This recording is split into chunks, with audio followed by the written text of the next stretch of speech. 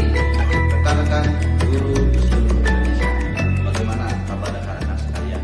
Mudah-mudahan harapannya tetap diberikan kesehatan. Nah, perkenalkan, nama saya Sipong Mahmud Abdul Putra. Saya mengajar di SMK Negeri Bali Mandara yang letaknya di Kecamatan Bukit Tambahan, Kabupaten Buleleng, Provinsi Bali.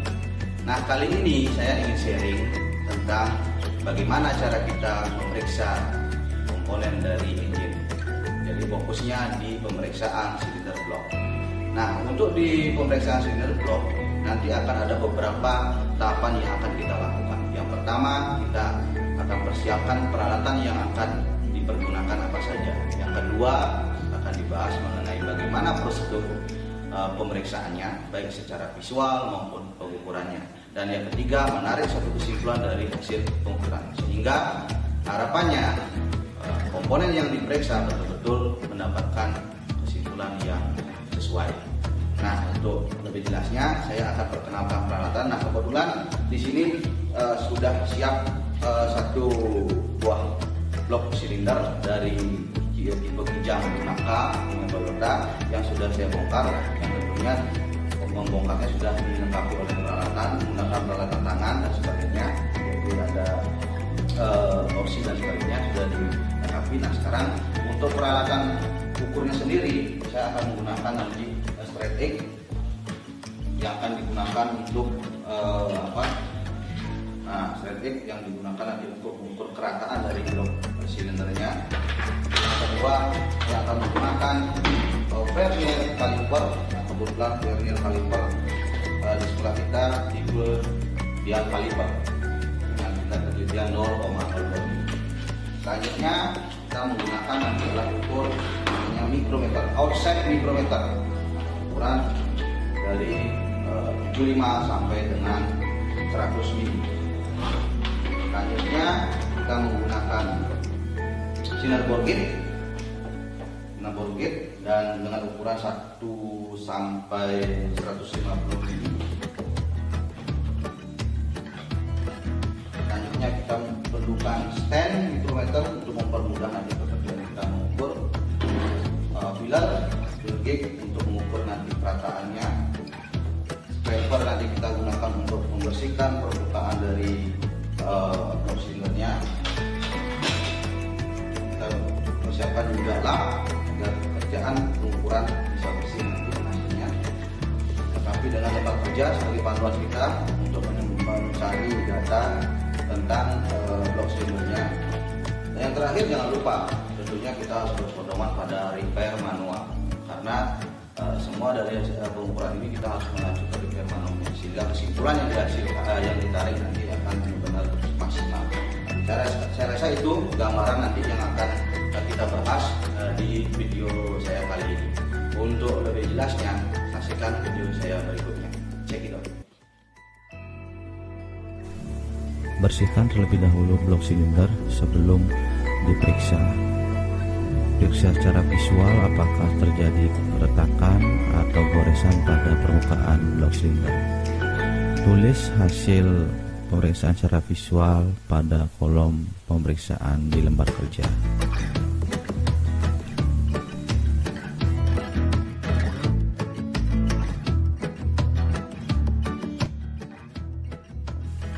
Kita lanjut ke pengukuran kebengkokan silinder blok menggunakan straight edge. Nah, nanti dibantu menggunakan filler gauge untuk mengukur berapa celah yang bisa masuk di straight edge.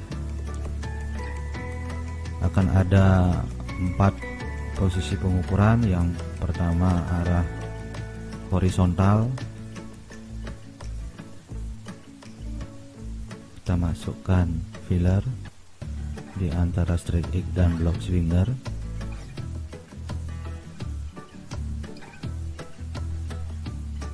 Setelah itu kita lanjut dipindah ke arah berikutnya.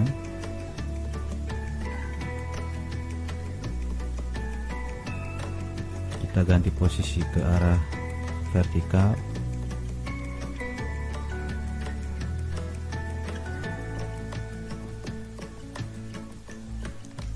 hasil pengukuran kita masukkan ke kolom, kita tuliskan hasilnya. Selanjutnya kita akan mengukur diameter piston. Langkah pertama, gunakan vernier caliper untuk mengukur diameter piston agar kita tahu ukuran mikrometer berapa yang akan kita pakai. Setelah kita tahu ukuran, kita ambil ukuran mikrometer. Jangan lupa sebelum menggunakan mikrometer kita kalibrasi terlebih dahulu.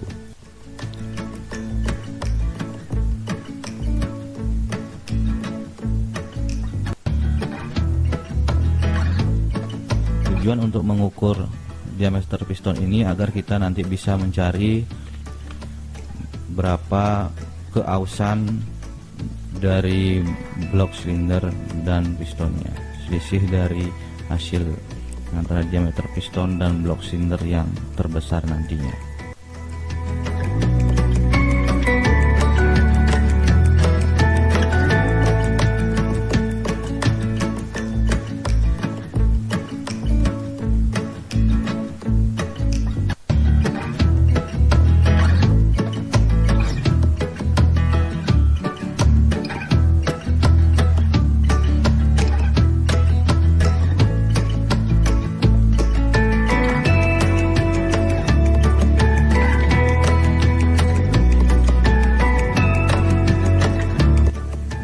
Kita tuliskan hasil pengukuran yang kita dapatkan pada lembar kerja.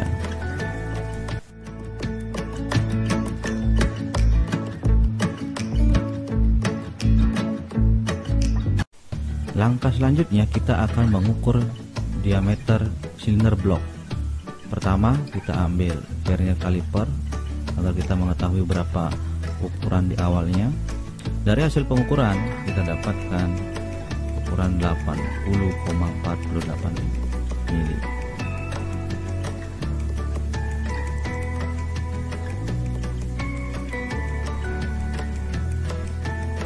Selanjutnya kita persiapkan silinder bore gauge-nya. Karena hasil pengukurannya 80,48 mili, jadi belum melewati 80-50 mili, kita bulatkan ke bawah saja. Kita ambil batang ukuran 80 mili.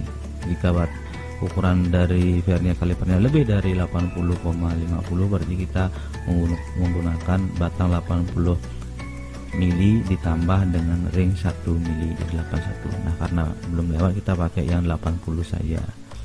Pastikan dialnya bergerak, jarum dari bore gauge-nya itu bergerak.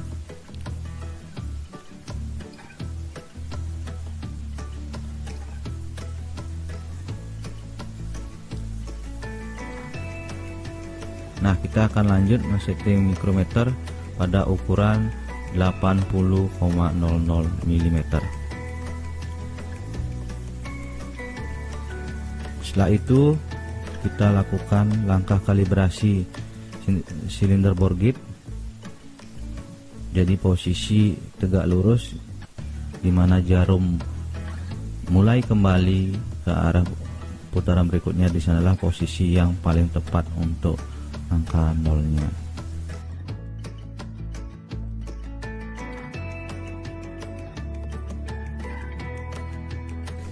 Sekarang kita lanjut mengukur diameter blok silinder.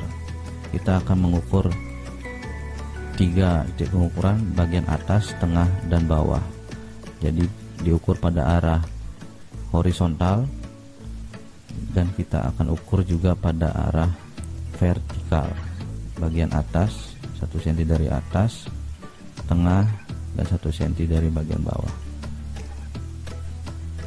Setelah didapatkan data, kita akan tulis pada lembar kerja.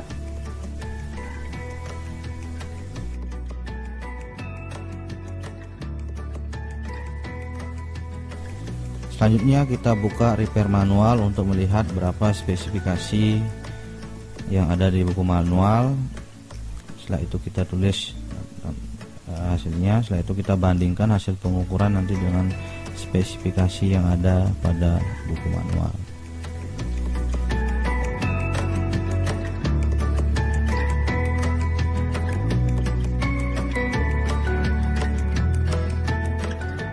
Nah, kita sekarang fokuskan di lembar kerjanya.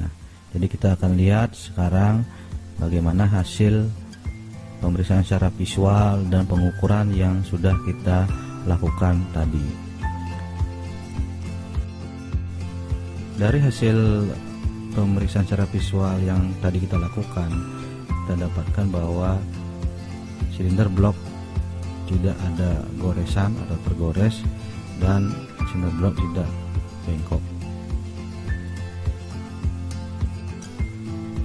Dari hasil pengukuran kebengkokan silinder blok, jadi kita perhatikan ada limit yang ada di repair manual 0,05 mm, sedangkan hasil pengukuran kita di bawah 0,05 mm karena kita menggunakan filler gauge ukuran 0,05, namun filler gauge-nya tidak masuk ke celah antara straight edge dan blok silindernya. Untuk pengukuran blok silinder di nomor 1, jadi kita tadi mengukur arah vertikal dan horizontal, didapatkan data di bagian atas seperti tampak di layar. Nah, jadi kita sekarang akan menentukan berapa ketirusan maksimum dan kelonjongan maksimum di silinder nomor 1. Caranya mencari untuk yang arah vertikal, kita tentukan mana nilai yang paling terbesar. Nah, yang terbesar di antara ketiga itu kita akan kurangkan dengan nilai yang terkecil sehingga didapatkan selisih ketirusan sebesar 0,01. Begitu hal juga dengan yang arah horizontal. Nah, dari kedua itu kita bandingkan mana yang paling besar ketirusannya. Jadi angka yang paling besar itu 0,01 mili. Nah, untuk kelonjongan kita akan cari selisih antara sumbu X dan sumbu Y pada posisi pengukuran yang sama. Di arah atas itu hasilnya 80,53 dengan 80,53, berarti tidak ada selisih, berarti kelonjongan atau keovalannya 0. Begitu juga dengan yang di tengah dan yang di bawah itu selisihnya 0,01.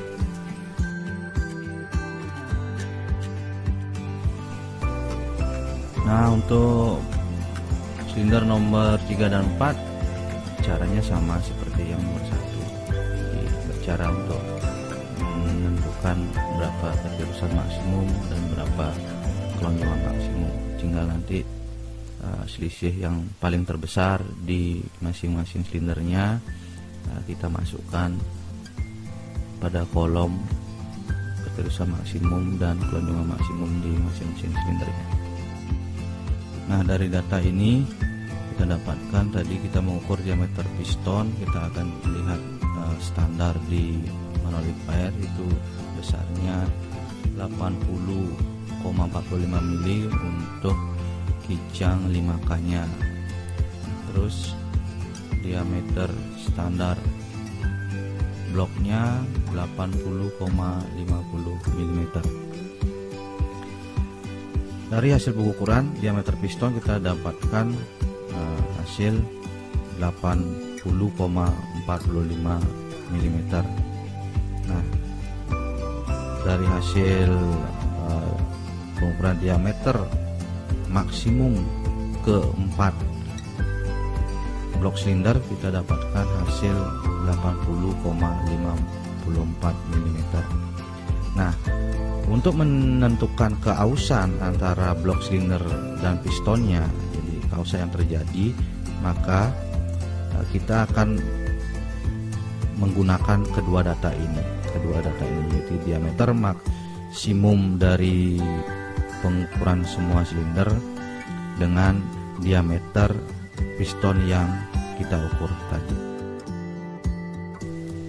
Kesimpulan sementara dari hasil pengukuran yang kita lakukan, ketirusan maksimum itu berada di angka 0,01 mm, sedangkan limit di repair manual itu diizinkan 0,08 mm. Terus keovalan maksimum itu sebesar 0,01 mm dan limitnya sama 0,08 mm. Nah, untuk keausan kita akan mencari selisih, jadi diameter terbesar dari keempat blok silinder itu didapatkan angka 80,54. Kita akan kurangkan dengan diameter pistonnya yaitu 80,45. Nah, didapatkan hasil 0,09. Nah, sedangkan limit di repair manualnya 0,2 mm. Dari ketiga hasil itu kita bisa simpulkan sementara hasil pengukuran blok silindernya, jadi semua masuk ke dalam limit. Simpulannya blok silinder tidak perlu di oversize. Lanjut lagi yang terakhir. Nah, kita akan sekarang menggabungkan hasil pemeriksaan secara visual dan hasil berdasarkan pengukurannya. Nah, dari kedua hasil itu kita gabungkan dan kita akan bisa menarik satu kesimpulan bahwa secara visual blok silinder ini masih bagus, berdasarkan hasil pengukuran juga tidak melewati limit, maka kita bisa simpulkan bahwa silinder blok ini masih bisa digunakan. Sekian sharing informasi dari saya terkait tentang pemeriksaan silinder blok engine seri 5K Toyota. Mudah-mudahan bisa memberikan inspirasi bagi rekan-rekan semuanya. Sesuai dengan moto maju bersama, sukses semua. Kita maju bersama mencerdaskan anak bangsa. Salam semangat pagi.